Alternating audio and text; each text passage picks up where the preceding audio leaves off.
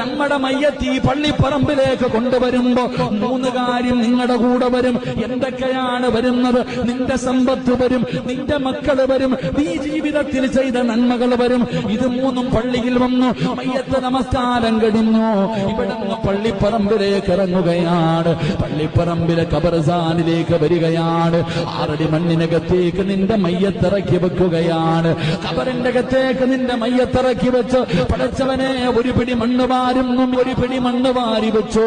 ഇന്നുവരെ സമ്പാദിച്ചത് മുഴുവനും അവിടെ വരെ വന്നിട്ട് തീരുകയാണ്.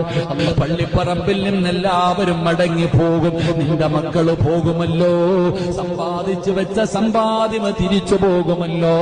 പക്ഷേ പള്ളിപ്പറമ്പിലെ ഖബറിന്റെ അകത്ത് നിന്റെ കൂടെ ആകെ വരുന്നത് എന്തെന്നറിയുമോ? നീ നിന്റെ ജീവിതത്തിൽ ചെയ്തു വെച്ച നന്മയാ. അതായേ കാണൂ.